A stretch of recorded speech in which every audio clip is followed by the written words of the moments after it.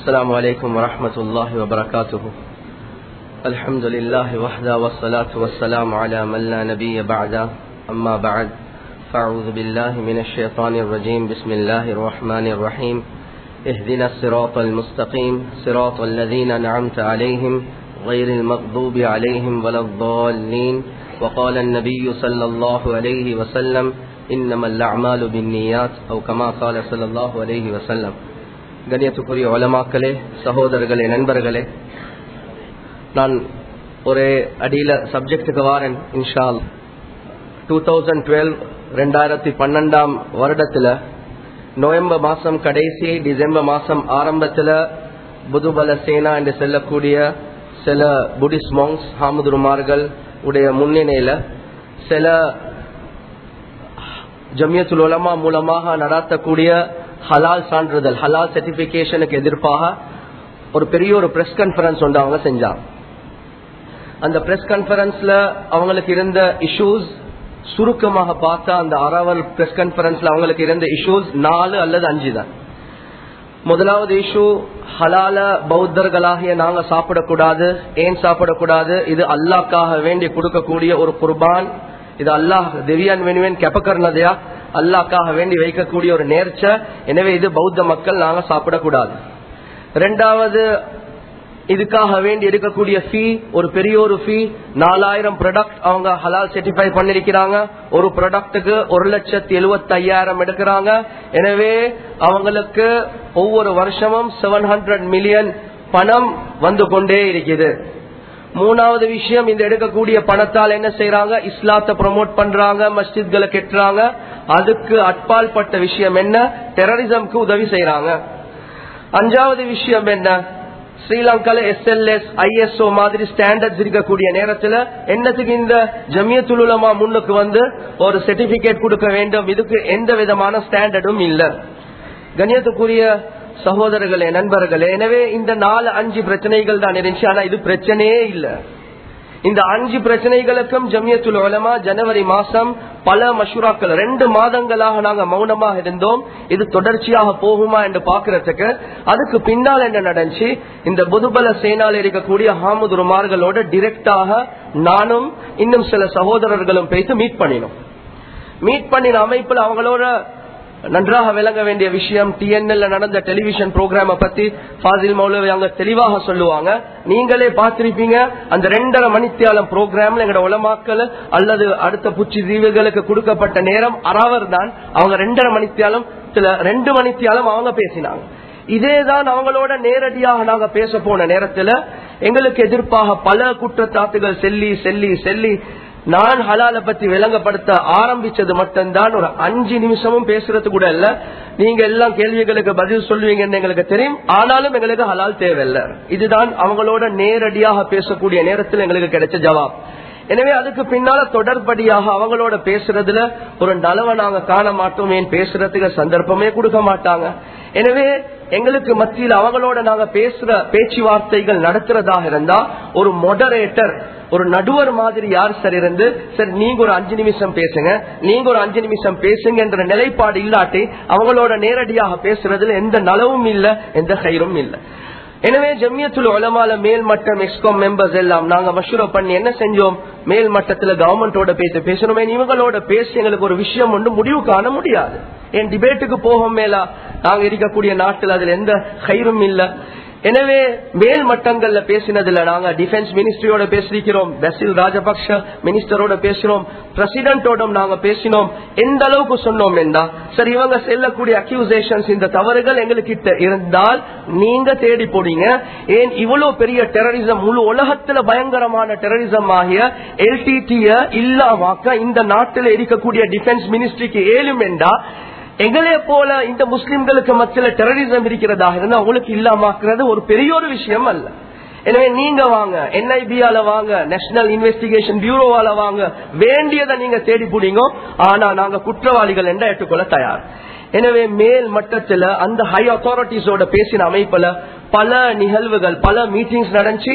அவங்களும் வந்து எங்களை இன்வெஸ்டிகேட் பண்ணி எங்களுக்கு ஒபிஷியல் ரிப்போர்ட்டாக அல்ல, அன்ஒபிஷியலாக தெளிவாக சொன்னாங்க, உங்களை பத்தி எங்களுக்கு எந்த பிரச்சனையும் இல்லை, என் டெரரிசமுக்கோ உங்களோட ஃபீஸ் ஸ்ட்ரக்சரோ எந்த பிரச்சனையும் இல்லைன்னு நாங்க எல்லாம் அமைப்புல அவங்களுக்கு தெளிவாக விளங்கப்படுத்தினோம். இதுக்கு பின்னாலதான் நாங்க தைரியமாக ஒரு பிரஸ் கான்ஃபரன்ஸ் ஒன்று செஞ்சோம். என்ன பிரஸ் கான்ஃபரன்ஸ்? ஜம்மியாவால செய்யக்கூடிய ஒரு ஸ்டேட்மெண்ட் ஹலாலுடைய விஷயத்துல. அதுக்கு பின்னாலதான் பகிரங்கமாக நாங்க எல்லா மீடியாக்களுக்கு கூப்பிட்டு ஒரு பிரஸ் கான்ஃபரன்ஸ் ஒன்று செஞ்சோம். ஜம்மியாவுடைய நிலைப்பாடு இதுதான், இந்த அக்யூசேஷன்ஸ் எங்களுக்கு தவறாக சொல்லப்படுவது, ஆனா இதுக்குரிய பதில்கள் இதுதான். எனவே யாராக இருந்தாலும் பரவாயில்ல, எங்களுக்கு வந்து எங்களோட நீங்க டிஸ்கஸ் பண்ணினா நாங்க ஓபனாக டிஸ்கஸ் பண்றதுக்கு தயாராக இருக்கிறோம். இவ்வளவு எல்லாம் நாங்க பிரஸ் கான்ஃபரன்ஸ் எங்கட ஸ்டேட்மெண்ட் ஜம்மியா உடைய புறத்தால கொடுத்ததுக்கு பின்னாலேயும் இந்த அக்யூசேஷன் நடந்து கொண்டே தான் இருக்குது. பொதுவாக நீங்க விளங்கணும், சைக்காலஜில சொல்லுவாங்க, ஒரே பொய்ய 1000 தரக சொன்னா அது உண்மையாயிடும் என்று. எனவே இதேதான் 1000 தரக சொல்லிக்கொண்டே இருக்கிறாங்க மக்களுக்கு மத்தியில. இதுக்கு பின்னால ஜம்மியத்துல் உலமா நாங்க எடுத்த அடுத்த நிலைப்பாடு என்னென்றா, கண்ணியத்துக்குரிய சகோதரர்களை, நாங்க இன்னொரு பிரஸ் கான்ஃபரன்ஸ் ஒன்று செஞ்சோம் ஒரு 2 வாரத்துக்கு முன்னால. அதுல நாங்க தெளிவாக ஸ்டேட்மெண்ட் அமைப்புல இல்லாம அவங்க ஹலால் உட்பட ஏனைய விஷயங்களுக்கும், அதாவது பர்தாவுடைய விஷயம், புர்காவுடைய விஷயம், ஜம்மியத்துல் உலமா நடத்தக்கூடிய மக்தபுடைய விஷயம், அதே மாதிரி வெளிநாடுகள்ல இருந்து ஃபண்ட்ஸ் வருவது, மஸ்ஜித்கள் கெட்டுற விஷயம், தாடி பார்த்தா எங்களுக்கு பயமா இருக்குது, ட்ரெஸ் பார்த்தா பயமா இருக்குது, இது மாதிரி பல இஷ்யூஸ கொண்டு வந்தாங்க. அவங்க TNL ஒரு ப்ரோக்ராம் ஒன்றும் செஞ்சாங்க. எனவே அதுக்கு ஒரு ஜவாபாக தான் ஜம்மியத்துல் உலமா 2வது ஒரு பிரஸ் கான்ஃபரன்ஸ் ஒன்று செஞ்சாங்க. பதிலாக தான் 2வது ஒரு பிரஸ் கான்ஃபரன்ஸ் ஒன்று செஞ்சு இந்த எல்லாம் கேள்விகளுக்கு பதில் சொல்லப்பட்டுச்சு. எனவே நன்றாக விளங்க வேண்டிய விஷயம், தூங்கிக் கொண்டு இருக்கிற கூடிய ஒருத்தரை நாங்க தட்டினா அவர் எழும்புவார். ஆனா தூங்குற மாதிரி நடிக்கிறவரை நீங்க தண்ணிய ஊத்தினாலும் கடல்ல பெய்து போட்டாலும் எழும்ப மாட்டார்.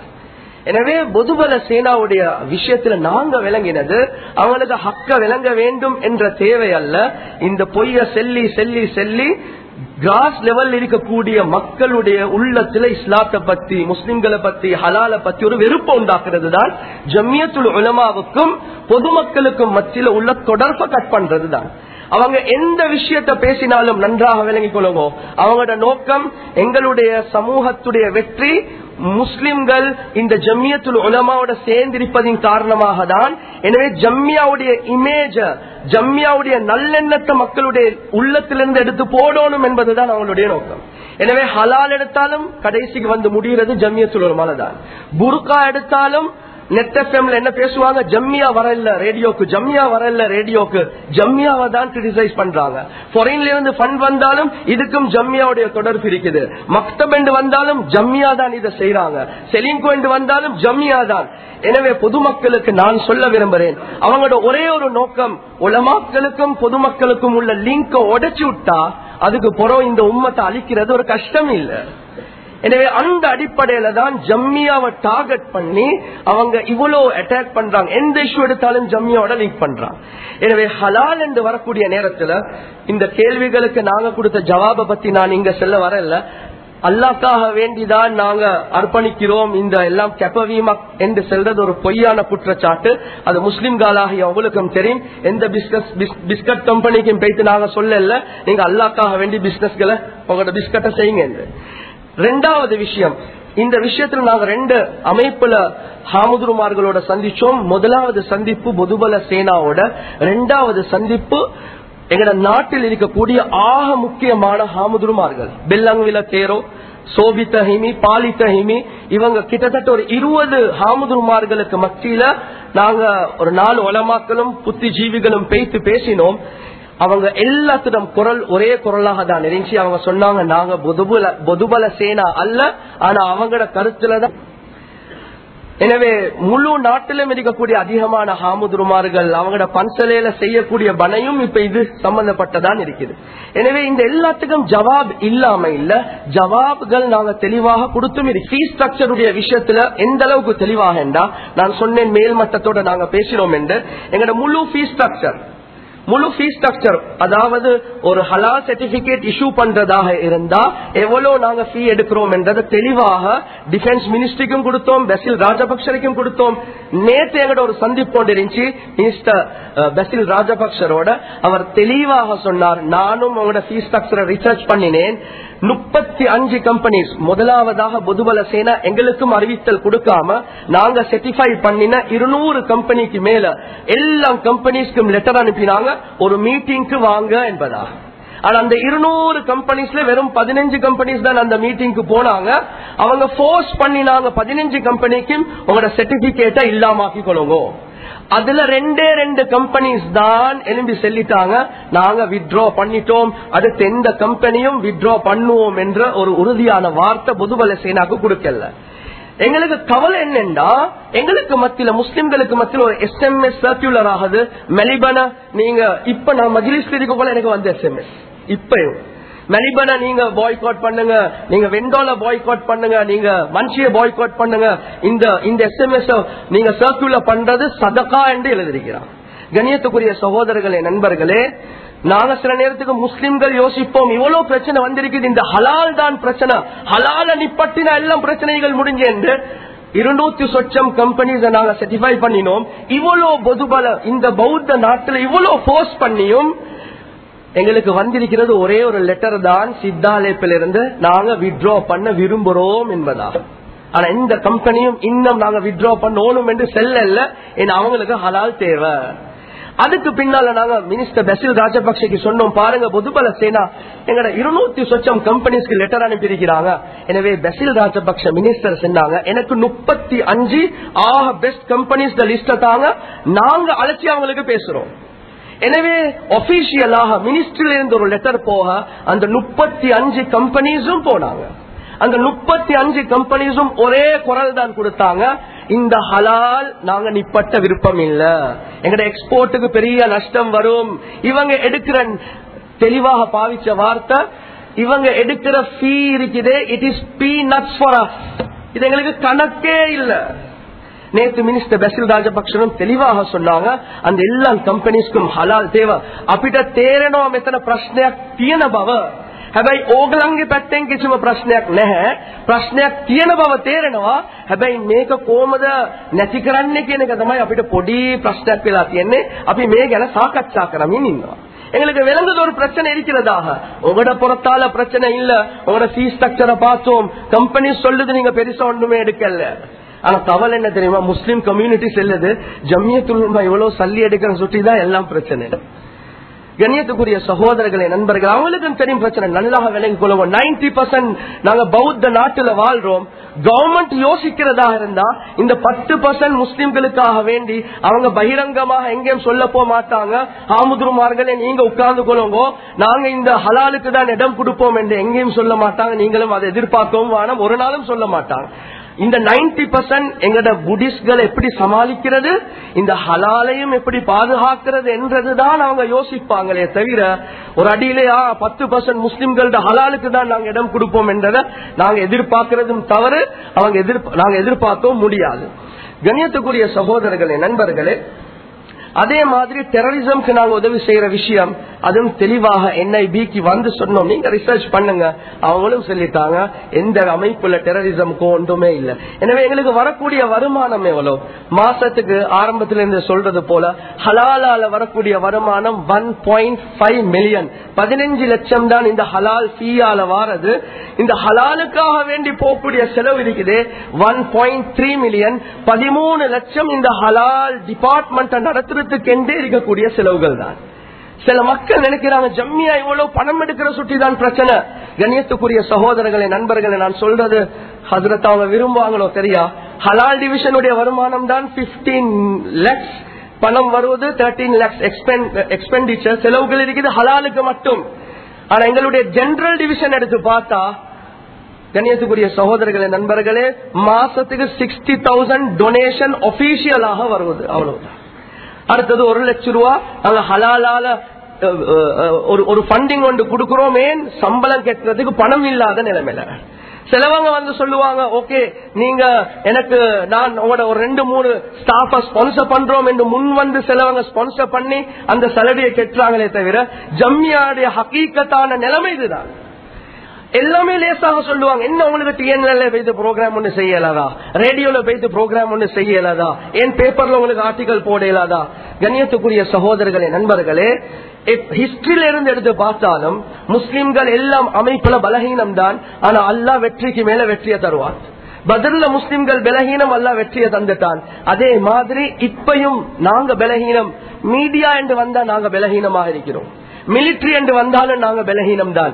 பைனான்சியல் என்று வந்தாலும் நாங்க பலகீனம் தான். எல்லா அமைப்புல பலகீனம். ஆனா நிச்சயமா அல்லாஹ் எங்களுக்கு வெற்றியை தருவார். ஆனால் லேசாக நாங்க சொல்றோம், நாங்களும் ஹலால பத்தி ஒரு ப்ரோக்ராம் 1 hour செய்யறதுக்கு மீடியால டெலிவிஷன் ஒவ்வொரு சேனல்ஸ் கிட்ட கேட்டதுல ஒரு சேனல் செல்லிச்சு 1 hour ப்ரோக்ராம் செய்யறதுக்கு நாங்க தாரோம். ஆனா 500,000 rupees தரோம். ஐடிஎன்ல பேசுற நேரத்துல சொன்னாங்க, தனியா தரையலாம், நீங்க அடுத்த மதத்தில் உள்ளவங்களோட வச்சுதான் பேசணும். ஆனா ஒரு அவருக்கு 160,000 நீங்க தரணும். நாங்க பணம் கொடுத்த ஒரு பேப்பர்ல ஆர்டிகல் போடுறதுக்கு படுற கஷ்டம். எங்கட ஒரு பேஜ் ஹலால் ஆர்டிகல் வாரத்துக்கு மட்டும் கிட்டத்தட்ட 250,000 நாங்க செலவழிச்சோம். நான் என்ன சொல்ல வாரேன் என்றா, எல்லாத்துக்கும் சொல்றது லேசிதான். ஜம்மியா மீடியால வருவதில்லை, ஒரு டெலிவிஷன் ப்ரோக்ராம் செய்யறது இல்லை. கண்ணியத்துக்குரிய சகோதரர்களே, நண்பர்களே, ஒரு பேப்பர் ஆர்டிகல் போடுறதுக்கு அட்வர்டைஸ்மெண்டாக போடுறதாக இருந்தாலும் பெரிய ஒரு தொகை கட்டணும். டிவியில் ஒரு 1 hour ப்ரோக்ராம் செய்யறதாக இருந்தாலும் அதுக்கும் பெரிய தொகைகளை கட்டணும். எனவே அந்த அமைப்புல நாங்க பல பலகீனங்களோட தான் இந்த ஹலால் டிவிஷனை உட்பட ஜம்மியாவுடைய எல்லா ஆக்டிவிட்டிஸ செஞ்சு கொண்டு போறோம் என்றத முதலாவதாக பொதுமக்கள் விளங்கிக் கொள்ளணும். கவலைக்குரிய விஷயம், ஒரு நன் முஸ்லிம் வந்து இஸ்லாத்துக்கு ஏசுறது, ஹலாலுக்கு ஏசுறது நாங்க சபர் செய்வோம். ஆனா ஒரு முஸ்லிம் வந்து கிரிட்டிசைஸ் பண்றது இருக்குது, இது ஒரு நாளும் நாங்க சபர் செய்யறதுக்கு தயார் இல்ல. ரொம்ப கவலையாக இருக்குது. இவ்வளவு கஷ்டப்பட்டு சர்வீஸ் செஞ்சதுக்கு பின்னால முஸ்லிம்கள் சொல்றாங்க, பாருங்களே ஜம்மியா ஹலால் தண்ணிக்கு கொடுக்கணும், ஏன் ஹலால் இந்த ஹதுன் கூறுக்கு கொடுக்கணும், ஏன் ஹலால் சிமெஞ்சிக்கு ஒரு ஹாமுதுரு கேட்கிறார், பிரச்சனை இல்ல, சிரிப்போம்டாங்க. ஆனா ஒரு முஸ்லிம் கேட்கறத பத்தி கவலைப்படுறோம். கிட்டத்தட்ட 3 வருடங்களாக முழு இலங்கையிலையும் பல அவேர்னஸ் ப்ரோக்ராம் வச்சு நாங்க எதிர்பார்த்த ஆடியன்ஸ் மோர் தென் 600,000, 6 லட்சம் மக்களுக்கு மேல வருவாங்க என்றதை நாங்க எதிர்பார்த்தோம். ஆனா அந்த ஆடியன்ஸ் 3 வருஷம் நாங்க செஞ்ச எஃபர்ட்ல ஆடியன்ஸ் only 100,000, 125,000 தான். இப்படி ஒரு பிரச்சனை ஒன்று வந்து டெலிவிஷன்ல எல்லாம் ஹலாலுக்கு கிரிட்டிசைஸ் பண்ணி, ரேடியோல ஹலாலுக்கு கிரிட்டிசைஸ் பண்ற நேரத்துல இப்ப முஸ்லிம்கள் சொல்றாங்க, என்ன ஜம்மியா பேசுறாங்க இல்ல, நாங்க இவ்வளவு காலம் அவேர்னஸ் ப்ரோக்ராம் மஸ்ஜித்ல வச்சு 6 லட்சம் மக்கள், 2 மில்லியன் முஸ்லிம் பாப்புலேஷன்ல 600,000 என்று சொன்னா யோசிங்க, 1/4 நாங்க டார்கெட் பண்ணினோம். ஆனா யாரும் அந்த மஸ்ஜிதுடைய அந்த அவேர்னஸ் ப்ரோக்ராம்களுக்கு வாரது இல்ல. நாங்க எங்கட பிசினஸ்ல இருக்கிறோம், எங்கட பஜார்ல இருக்கிறோம். கண்ணியத்துக்குரிய சகோதரர்களே, நண்பர்கள், இப்ப ஏன் ஹலால் தண்ணிக்கு கொடுக்கிறோம் என்றது நாங்க 3 வருஷமா சொல்லிக் கொண்டு வரோம். ஏன் பானுக்கு ஹலால் என்றது 3 வருஷமா சொல்றோம். ஆனா அதை கேட்கறதுக்கு யாரும் மஸ்ஜிதுக்கு வரல. கிரிட்டிசைஸ் பண்ற நேரத்துல எங்கட முஸ்லிம்களும் சேர்ந்துதான் கிரிட்டிசைஸ் பண்றதை நாங்க கவலைப்படுறோம். கண்ணியத்துக்குரிய சகோதரர்களே, நண்பர்களே, அதே மாதிரிதான் ஜமியத்துல் உலமா மக்தபுடைய டிவிஷன் ஆரம்பிச்சிருக்கிறது. எங்கட சின்ன புள்ளைகளுக்கும் இந்த தீன் வரணும் என்பதற்காக வேண்டிதான். ஆனா கவலைக்குரிய விஷயம், அவங்க அதை டார்கெட் பண்ணிட்டாங்க. அவங்க இப்ப எதிர்பார்க்கிறது இந்த மக்தப இந்த 5 வருஷத்திலிருந்து 10 வருஷம் புள்ளைகளுக்கு கொடுக்கக்கூடிய தர்பியா இருக்குது, இதை நாங்க இப்படி சொல்ல நிப்பட்டோனும் என்பது அவங்களோட டார்கெட். இப்பே நான் உங்களுக்கு சொல்றேன், முஸ்லிம்களாகிய நீங்களும் அதுக்கு வந்து சொல்ல போக வானம், நீங்க சொல்ல போக வானம், அதாவது மக்தப நிப்பட்டினா நல்லமே. கண்ணியத்துக்குரிய சகோதரர்களே, நண்பர்களே, அடுத்தது விளங்கிக் கொள்ளுங்க, இது ஹலால் உடைய ஒரு இஷ்யூ அல்ல. ஹலால் is only an SPV, special purpose vehicle. இந்த முஸ்லிம்களுக்கு அடிக்கிறதுக்கு பாவிச்ச வாகனம் தான் ஹலால். ஆனா புர்காக்கு அடிக்கிறாங்க, மக்தபுக்கு அடிக்கிறாங்க, எங்கட பள்ளிகளுக்கு அடிக்கிறதுக்கு முயற்சி செய்யற, எல்லாத்தையும் இல்லாமக்க தான் பாக்குறாங்க. ஆனா போற வாகனம் ஹலால். எனவே நாங்க இந்த ஹலால நிப்பட்டுவோம் என்ற ஒரு முடிவு ஒன்றுக்கு வந்தா, கவர்மெண்டே இன்னும் அப்படி சொல்லல, கவர்மெண்ட் வெசில் ராஜபக்சரே சொல்றாரு இந்த ஹலால வச்சுக்கொள்ளணும், இதுக்குதான் எங்களுக்கு பெரிய ஒரு லாபம் இருக்குது நாட்டுக்கு. ஆனா முஸ்லிம்கள் வந்து சொல்றாங்க ஹலால நிப்பட்டணும் என்று. ஹலால நாங்க விட்டு கொடுத்துட்டோம் என்றா நன்றாக விளங்கிக் கொள்ளுவோம். அதுக்கு பின்னால ஒரு தஸ்பீஹ் மணி எடுத்து அப்படியே கைத்த உடைச்சு விட்டா எல்லா மணிகள் புழுறத போல ஒரு மணியை விட்டுட்டீங்கடா எல்லாத்தையும் நாங்க விட வேண்டிய நிலைப்பாடு வரும். எனவே அவங்க எதிர்பார்க்கறது என்ன, முஸ்லிம்களுக்கும் அதாவது உலமாக்களுக்கும் உள்ள தொடர்பை உடைக்கணும் என்பதுதான் அவனோட நோக்கம். எனவே அந்த அமைப்புல நாங்க விளங்கிக் கொள்ளணும், எந்த அளவுக்கு நாங்க ஜம்மியோட சேர்ந்திருப்போமோ அந்த அளவுக்கு உலமாக்களோட சேர்ந்திருந்தா அல்லாஹ் நிச்சயமாக எங்களுக்கு வெற்றியை தருவான். எனவே அந்த அமைப்புல எவையான தேவைண்டா கட்டாயம் நீங்க ஜம்மியோட டிரெக்டாக வந்து சேர்ந்து நீங்க எவையானஸை பெற்றுக்கொள்ளுங்க, கிளாரிபிகேஷன்ஸ் எடுத்துக்கொள்ளுங்க. நாங்க எதுக்கு ஹலால் சர்டிபிகேட் கொடுக்கோம், எதுக்கு கொடுக்க தேவையில்லைன்றது தெளிவாக கேளுங்க. எனக்கு நோட் ஒன்று வந்திருக்குது, ஹலால் சர்டிபிகேஷன் தண்ணிக்கு மட்டும்தான் நாங்க கொடுப்போம், சிமெண்ட்டுக்கும் ஹந்துன்கூருக்கும் பொதுபல சேனா செல்லிருக்கிறாங்க தான் நாங்க கொடுக்கறதாக. ஆனா நாங்க எங்கேயும் சிமெண்ட்டுக்கோ ஹந்துன்கூருக்கோ ஹலால் சர்டிபிகேட் கொடுத்தும் இல்ல, கொடுக்க வேண்டிய தேவையும் இல்லை. எனவே கண்ணியத்துக்குரிய சகோதரர்களே, நண்பர்களே, காபிர்கள் எங்களுடைய ஸ்ட்ரென்த்தை உடைக்கிறதுக்கு செய்யக்கூடிய முயற்சிகளுக்கு முஸ்லிம்களாகிய நாங்க உதவி செய்ய போனோம் என்றா பெரிய வீழ்ச்சிகள் உண்டாகும். எனவே அந்த அமைப்புல செல்லக்கூடிய நசீஹத்களை கேட்டு நாங்க அமுல்படுத்தினோம் என்றா நிச்சயமாக அல்லாஹ்வுடைய உதவிகள் எங்களோடு இருக்குது. இர்ஃபான் மௌலியாங்க ஒரு 2 நிமிஷத்துக்கு ஃபீஸ் ஸ்ட்ரக்சரை ஒரு 2 நிமிஷத்துல விளங்கப்படுத்துவாங்க. பிரதர் தாரிக் மஹமூத் இருக்கிறாங்களா மஜ்லிஸ்ல?